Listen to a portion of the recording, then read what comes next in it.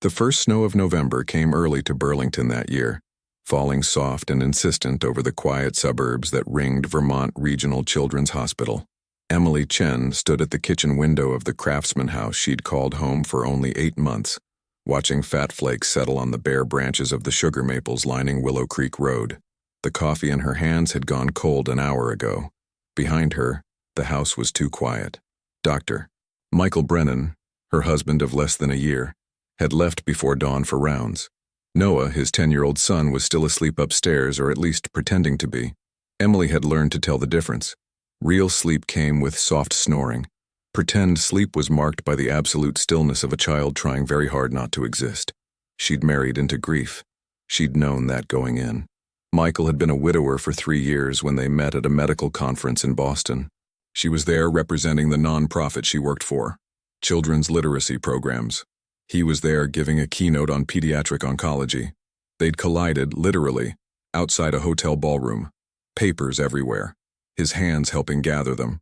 An apology that turned into coffee, then dinner, then 6 months of long-distance calls between Vermont and New York.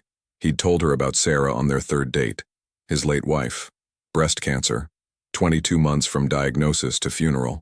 He'd told her about Noah on the 4th, how the boy had stopped talking for 6 months after his mother died, how he still slept with one of her scarves under his pillow. Emily had fallen in love with both of them, though in very different ways. The marriage had been small. City Hall in Burlington, Noah as ring-bearer. They'd bought a house halfway between the hospital and Noah's school, a 3-bedroom with a sunroom Emily had claimed as her office. They'd repainted Noah's room together, pale blue his choice. For those first few months, she'd allowed herself to believe they might actually make it work. Then September came, and with it, the nosebleeds. At first, they were easy to dismiss. Dry air, the forced heat kicking on too early. But they kept coming. At breakfast, during homework, once in the middle of the night, Noah appearing in their doorway with his pillowcase soaked red, eyes wide with silent terror. Michael had taken him in for blood work on a Wednesday. By Friday, they were sitting in an oncology consultation room.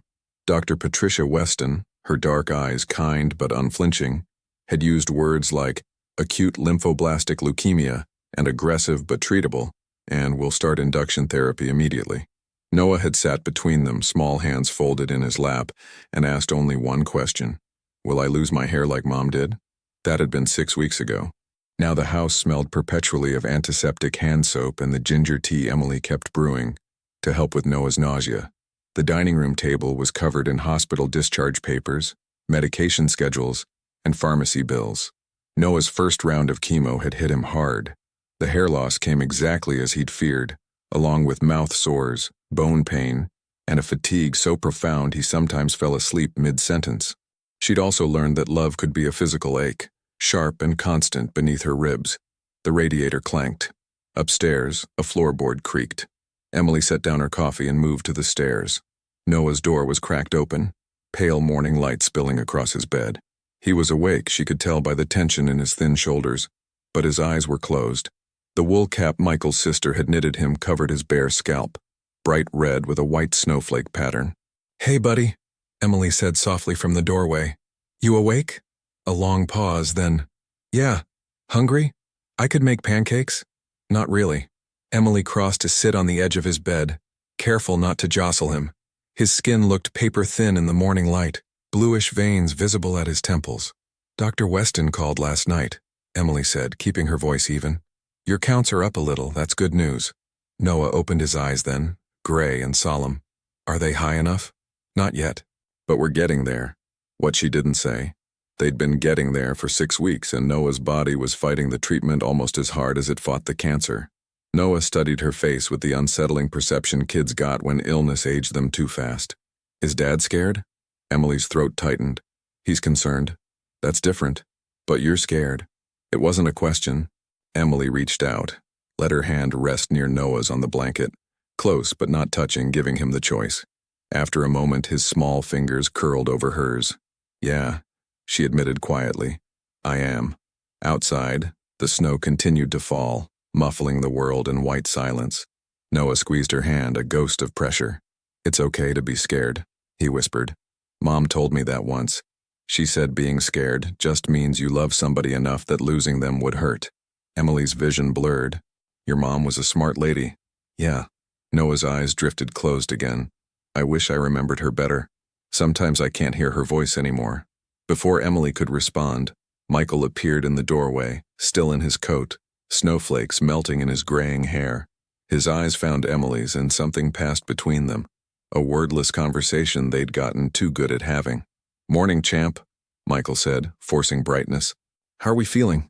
Okay, Noah murmured, which they all knew meant terrible. Michael crossed to them, pressed a kiss to Noah's forehead, then straightened and met Emily's gaze again. The fear was there, barely masked. Can I talk to you downstairs for a minute? He asked Emily quietly. Her stomach dropped. She squeezed Noah's hand once more, then followed Michael down to the kitchen, where he stood with his back to the sink, arms crossed, jaw tight. The latest labs came back, he said without preamble. His blast count is climbing again. The induction therapy isn't working the way we hoped. Emily's hands found the edge of the counter, gripping hard. What does that mean? It means we move to more aggressive chemo, and we start seriously looking at transplant options. He ran a hand over his face. We're going through the registry but finding an unrelated match for his specific markers. Emily moved to him then, wrapped her arms around his waist. She felt him sag into her. We'll find something, she said, not because she believed it, but because one of them had to say it. Outside, through the kitchen window, the snow fell heavier now, transforming their quiet street into something beautiful and cold and utterly indifferent to the breaking hearts inside. By December, winter had settled over Vermont with brutal finality. Emily had taken a leave of absence from her job, moving her entire life north to be present for Noah's treatment. The second-line protocol was worse than the first. Stronger drugs, harsher side effects. Noah lost weight he couldn't afford to lose. Twice, infections landed him in the ICU. But the treatment worked, or seemed to. By mid-December, Dr. Weston used the word remission cautiously. They had a window, she explained, maybe 3 to 6 months to find a donor and get Noah through transplant before relapse became likely. The search intensified. They registered with every database. Emily organized a donor drive at Noah's school. No matches. Christmas came. Subdued. They decorated a small tree in Noah's hospital room. Emily strung lights and hung ornaments Noah made from construction paper. Around 9 Christmas evening, Noah had fallen asleep mid-chapter. Emily had been adjusting his blanket when Michael appeared in the doorway with Dr. Weston and Dr. James Park, the transplant coordinator. Their expressions had stopped Emily's heart. They'd exhausted the immediate family options. The National Registry had turned up 3 potential matches, but further testing had ruled them out. They could keep looking, widen the search internationally, but time was a commodity they didn't have in abundance. Later, back in Noah's room watching him sleep, Emily had made a decision. I want to be tested, she'd said quietly. Michael had looked up from the medical chart he'd been reviewing. We've talked about this. You're not biologically related to Noah. The chances are low, I know, but they're not zero. She'd turned to face him fully. Michael, we've tested everyone in your family. Why not test me? What do we lose by trying? The odds of a step-parent being a match are astronomical. So we cross me off the list and keep looking. But we don't know unless we test. She'd moved closer. I love him. And if there's even a fraction of a chance. Michael had closed his eyes. I can't ask this of you. You're not asking. I'm offering. Finally, Michael had nodded. Okay, we'll run the tests. The blood work had been done 2 days after Christmas. Emily had gone about her days trying not to obsess, though she found herself researching bone marrow donation at 3 in the morning. The call came on January 4th. Emily had been folding laundry when Michael's car pulled into the driveway 3 hours earlier than expected. He'd come inside without speaking and stood in the middle of the kitchen looking lost. Michael? Emily had crossed to him, heart racing. What happened? He'd looked at her then, and the expression on his face was something she couldn't parse. Shock, confusion, fear, hope, all tangled together. Your results came back, he'd said slowly. From the compatibility testing. Emily's breath had caught. And? You need to come to the hospital now. His voice was strange, hollow. Dr. Weston wants to run additional tests. Emily, there's something wrong with the results. Wrong how? The HLA markers. They're showing a match. Not just compatible, a match. The world had tilted. That's good, right? A full sibling match, Michael had interrupted, his voice taking on a clinical quality. The kind of match we'd only expect to see between biological brothers and sisters. The kind that doesn't happen between a child and someone with no genetic connection to them.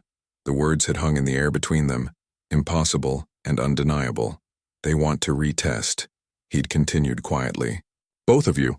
And they want to run a full genetic panel, to understand what we're seeing. Emily's hands had started shaking. Michael, I don't understand. How is this possible? He'd met her eyes. I don't know, but we're going to find out. Within an hour, they'd driven to Vermont Regional in silence. At the hospital, Dr. Weston had been waiting with Dr. Park and a genetic counselor. They'd been led to a private office. Dr. Weston had laid out the initial results. Emily, your HLA match to Noah is extraordinary. You share markers we typically only see in full biological siblings. The probability of this occurring by chance is effectively zero. Emily's voice came out hoarse. So the test was wrong. We've retested 3 times. The results are consistent. Weston had glanced at the genetic counselor. Which brings us to the question, how is this possible? The genetic counselor, Dr. Miriam Chen, had leaned forward. There are several scenarios, but they all point to one truth. You and Noah share significant genetic material, enough to suggest a first-degree biological relationship. Michael's hand had tightened painfully on Emily's. You're saying Emily is Noah's biological mother.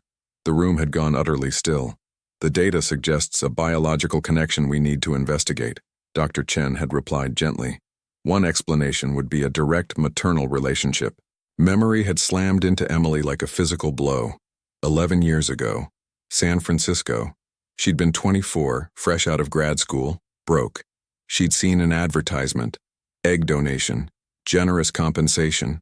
She'd done it twice. 2 cycles, 6 months apart.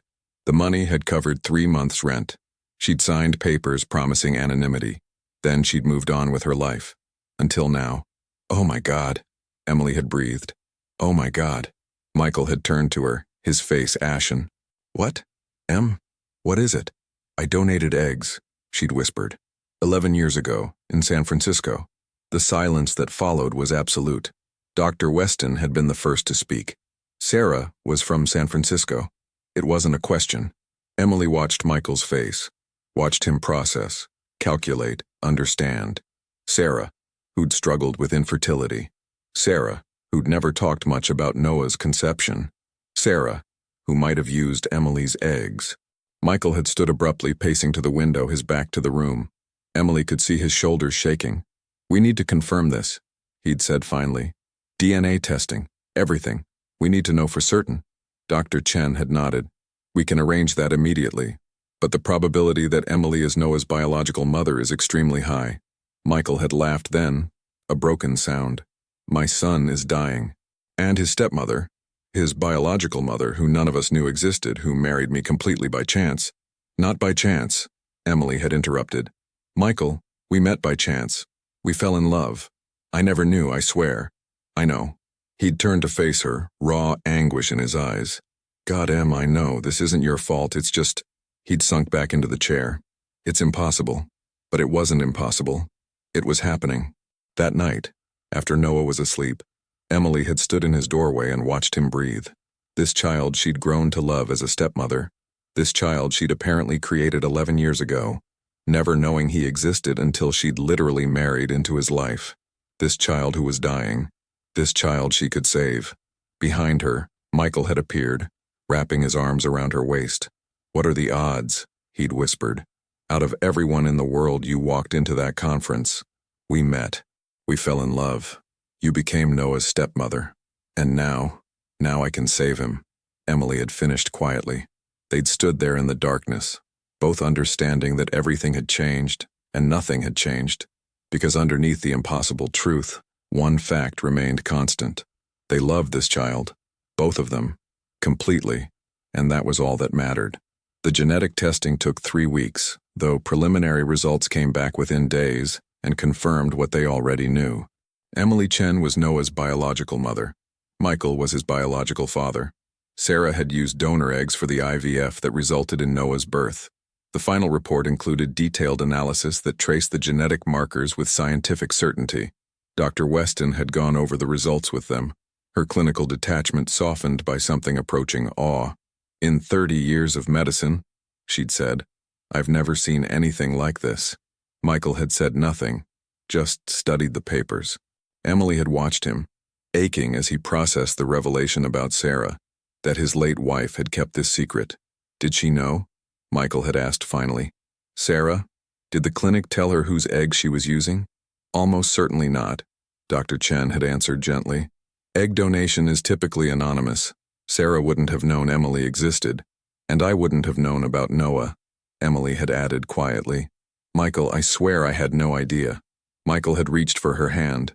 I know. God, Em. I know. Dr. Weston had shifted to practical matters. With Emily confirmed as a full genetic match, they could move forward with transplant planning immediately. Noah would need conditioning chemotherapy, and Emily would undergo medical evaluations. They could schedule the transplant for late February. There's one more thing, Dr. Park had said carefully. Noah, what you're going to tell him. The question had hung heavy. He's 10, Michael had said slowly. He just found out he has cancer, and now we're supposed to tell him that Emily is his biological mother, that his mom used donor eggs? You don't have to tell him everything, Dr. Chen had suggested. Not right away. You could simply explain that Emily is a match. No, Emily had interrupted. We can't lie to him. He's been through too much. Kids know when adults are hiding things. She'd thought of his solemn gray eyes. Noah deserves the truth. Michael had studied her. Are you sure? No, I'm terrified. But keeping secrets is what got us here. She'd gestured at the papers. I don't want to build our family on more secrets. They'd left with a plan. Wait until Emily's screening was complete, then sit Noah down and tell him as much truth as he could handle. Emily went through 5 days of intensive evaluation. Every test came back clean, healthy, perfect candidate. They scheduled the transplant for February 24th. On January 28th, a Wednesday evening with temperatures below zero, Michael and Emily sat Noah down in the living room. He'd known something was coming. After dinner, chicken soup he'd managed half a bowl of. Michael had asked him to come sit on the couch, and Noah had complied, tucking himself between them. Buddy, we have some good news, Michael had started. You found a donor, Noah had said flatly. Michael had blinked. How did you? You've both been acting weird, and Emily's been going to the hospital every day. Noah had looked up at her. Is it you? Emily's throat had closed. She'd managed a nod. That's good, Noah had said quietly. Does that mean I'm going to get better? We hope so, Michael had answered. But Noah, there's something else. Something about Emily. And you. And... He'd trailed off, looking at Emily. She'd taken over. Noah, when the doctors tested me, they found something unexpected. They found that I'm not just compatible, I'm a perfect match. The kind that usually only happens between family members. Noah had frowned. But you're not family. You're my stepmom. But we're not related. That's what we thought too, Emily had continued. But the tests showed differently. They showed that genetically, biologically, I am related to you. I'm your biological mother. The silence that followed had been immense. Noah had looked between them. But Mom was my mom. Sarah. She was, Michael had said firmly. She absolutely was. Nothing changes that. But when you were conceived, your mom needed medical help. She used donor eggs, another woman's eggs, combined with my sperm. Emily's eggs, Noah had said slowly. Yes, she donated them years before you were born, before she knew me or your mom existed. It was anonymous. She didn't know where they went, and your mom didn't know whose eggs she was using. Noah had turned to Emily. So you're my biological mother? Yes. And you didn't know I existed until now? Not until the tests. I had no idea, Noah. But you married my dad. I did, because I fell in love with him, and with you. But I didn't know about the genetic connection. That was just coincidence, fate, something impossible that happened anyway. Noah had been quiet, staring at his hands. Does this mean you're going to leave? The question had lanced through Emily's chest. What? No, sweetheart. Because now you know I'm yours. Really yours. And maybe you didn't want a kid? Maybe that's why you donated and now you're stuck with me. Noah, stop. Emily had cupped his face gently. I'm not leaving. I'm not stuck with you. I love you. I loved you before we knew, and I love you now. That hasn't changed. But everything's different. Not everything, Michael had interjected. You're still my son. Emily's still my wife. We're still a family. The only difference is now we understand why Emily can help you. Noah had processed this. Finally, so you're going to give me your stem cells? Yes. We're going to do the transplant next month, and if everything goes right, you're going to get better. And then what? Emily had understood what he was really asking. What happens to us? Who are we to each other now? Then, Michael had said, we keep being a family. We keep living in this house. You keep going to school. The labels might be complicated, but the love, that's simple. Noah had leaned into his father, then reached for Emily's hand. Can I still call you Emily? You can call me whatever feels right, Emily had answered. Emily, Mom, whatever you want. What did you call Sarah? Mama, Noah had whispered, when I was little. Then just Mom. Then maybe Emily for now, she'd suggested softly. And we'll figure out the rest as we go. Noah had nodded. They'd sat together for a while, fielding his questions. Eventually Noah had fallen asleep between them. Michael had carried him to bed. Emily had stood in the doorway watching. This child with Michael's gray eyes and her genetic code. This impossible collision of chance and biology and fate. Later Michael had held her while she cried. I keep thinking about Sarah, he'd murmured. About why she didn't tell me. Maybe she just wanted to protect him, Emily had offered. Wanted him to grow up without complications. Maybe. I wish I could ask her. He'd been quiet. I wish she could know that her son is going to survive because of a miracle she set in motion. The next morning, Noah had come downstairs and announced he'd decided to call Emily M for now. Not quite Emily, not quite Mom, something in between. They would figure it out. All of it. One day at a time. February came with a blizzard that buried their house beneath 2 feet of snow. Michael and Noah built a snowman in the backyard while Emily watched, marveling at how normal moments could coexist with impending medical procedures. Noah's conditioning chemotherapy started February 10th. For 12 days, Noah lived in a sterile hospital room, sick beyond anything Emily had seen. Uncontrollable vomiting, fevers that spiked and crashed, pain that morphine barely touched. Emily stayed with him every night. On the worst night, February 18th, Noah's counts at absolute zero. He'd woken crying at 3 a.m. It hurts, he'd whimpered. I know, baby. I know. She'd held his hand carefully. Just a few more days. Then the transplant. Then things get better. What if they don't? Emily had wanted to lie but wouldn't. Then we try something else. We keep fighting. But Noah, this is going to work. How do you know? Because you're the strongest person I've ever met. And because you're my son. The word had slipped out naturally and Noah had just squeezed her hand. I'm glad it's you, he'd whispered. I'm glad you're the one who can help me. February 24th dawned clear and cold. Emily reported at 6 a.m. for stem cell collection, a day-long process. Michael stopped by during lunch. Noah was stable, ready, waiting. By 4 p.m., Emily had produced more than enough stem cells. She went straight to Noah's room. He was awake, sitting up in bed, looking simultaneously terrified and brave. Michael sat beside him. When Emily appeared, Noah's face lit up. Em, you did it? I did it? Emily crossed to them, Dr. Weston appearing with the bags of stem cells. You ready? The transplant took less than an hour. Emily's stem cells dripped into Noah's body while machines beeped. Michael held one of Noah's hands, Emily the other, and they'd watched in awed silence as biology performed its miracle. When it was done, Dr. Weston had smiled. Happy birthday, Noah. Today's your new birthday. The weeks that followed were tense. Noah remained in isolation while Emily's cells engrafted, rebuilt his immune system from scratch. There were complications. Mild graft versus host disease, infections, days where counts dropped and panic flared. But slowly, steadily, he improved. By day 30 in late March, with Vermont beginning its thaw, Noah's counts were approaching normal. His energy returned. He complained about hospital food, which Michael took as the best sign possible. On day 45, Dr. Weston delivered news that made Michael weep and Emily laugh. Noah's bone marrow biopsy showed no evidence of leukemia. Complete remission. Emily's stem cells had successfully engrafted. They discharged him on day 52, a sunny April morning with crocuses pushing through the last snow. Michael had decorated the house.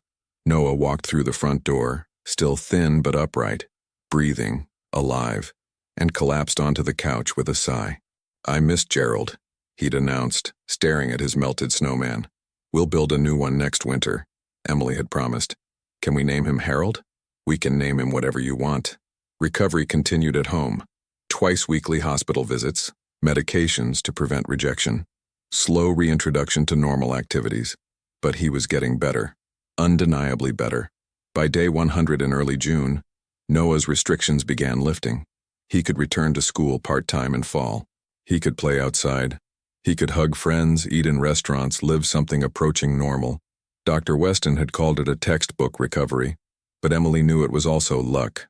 Impossible, improbable luck that she'd been the match he needed. One evening in late June, with fireflies blinking in the twilight, Noah had asked the question Emily had been waiting to hear. "Em, can I call you Mom?" They'd been sitting on the back porch, Michael inside answering a work call. Emily had looked at Noah, still too thin but healthy, his hair growing back in dark curls, and felt her heart expand. "If that's what you want," she'd said carefully. "But Noah, you already have a mom. Sarah will always be your mom." "I know," Noah had said quietly, "but I was thinking maybe I could have two. One who raised me and one who saved me. Is that okay?" Emily's vision had blurred. "Yeah, kiddo. You can have two moms." Noah had nodded then. "Can Mom too help me catch fireflies?" And Emily had laughed, wiping her eyes, and found two empty jars, and spent the next hour chasing lightning bugs through the summer darkness with her son, her stepson, her biological son, her impossible gift, while Michael watched from the porch. Later that night, after Noah was asleep, Michael and Emily had stood in their bedroom looking at old photos. Sarah smiled out from frames, forever young in memory. "Do you think she knew?" Emily had asked softly. "Somehow, impossibly, do you think she knew what she was doing?" Michael had wrapped his arms around her. "I think Sarah loved Noah more than anything, and I think whatever choices she made, they led to this moment. Maybe that's enough." Emily had leaned into him, both of them holding each other and the ghost of Sarah and the weight of the impossible year they'd survived. Outside, Vermont summer sang its endless song, and in the room down the hall a boy slept peacefully, his body rebuilt with his mother's cells, his future stretching bright before him. One family built from loss and love and a coincidence so profound it felt like fate. And in the end, wasn't that what all families were?